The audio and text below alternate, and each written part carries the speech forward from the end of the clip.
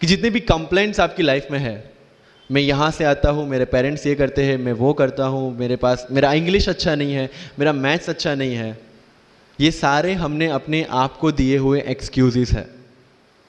You have to find the solution by yourself. अगर English नहीं आता है, I can start with the 5th standard book, और 5th standard book से भी शुरुआत करने में अगर मुझे अपना ईगो बीच में आ रहा है, then I can not learn it at any stage of my life. Start with the 5th standard book, start listening English, start speaking English. अगर बोलने में शर्म आती है, अपने मोहल्ले के किसी 3-4 बच्चों को जो 1st 2nd स्टैंडर्ड में, उनको उठाओ और उनके साथ बातें करो। उनको वैसे भी समझ में नहीं है और अपने को वैसे भी पता है अपन क्या बोल रहे हैं। Getting my point? तो अगर वहां पे भी अगर ईगो बीच में आ रहा है, start doing like this, start speaking. मैं 11th-12th में था, मुझे पता था मेरा इंग्लिश कैसा है, फिर भी I used to speak English, क्योंकि मुझे पता है सामने वाले को तो वैसे भी समझ में नहीं आ रहा है। अगर किसी मूवी में इंग्लिश, जब भी आपको लगे कि आपके सिर पे बहुत मुसीबत है, जब भी आपको लगे कि आप हर तरह से गिर चुके हैं, जब भी आपको लगे कि आपके पास कोई ऑप्शन नहीं है, तब एक चीज आप अपने दिमाग में लाइएगा कि यही मोमेंट है जहां से आपकी तकदीर बदलने वाली है। क्योंकि डायमंड जो होता है वो जितना ज्यादा घिसता है उतनी ज्यादा उसकी वैल्यू होती है। सोना जो होता है वो जितना ज्यादा तपता है उतनी उसकी वैल्यू होती है। अगर आप जिंदगी में तप रहे हैं, अगर आप जिंदगी में घिस रहे हैं, अगर आपको लग रहा है कि आप हर तरह से मुसीबतों में गिरे हुए हैं, तभी आपकी जो वैल्यू है वो बढ़ने वाली है।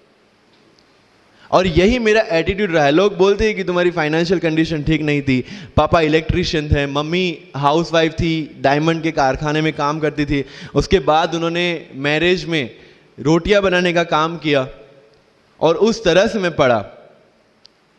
लेकिन जब मुझे पूछा जाता है कि ऐसी कौन सी चीज है आपकी लाइफ में जो आप बदलना चाहते हो, एंड आई सेड नथिंग, क्योंकि अगर वो चीजें नहीं होती मेरी लाइफ में तो शायद आज आपके सामने में नहीं होता। तो अगर लाइफ में प्रॉब्लम्स है, अगर लाइफ में स्ट्रगल है, जैसे सर ने बोला है struggle is a part of life, and I strongly believe in that.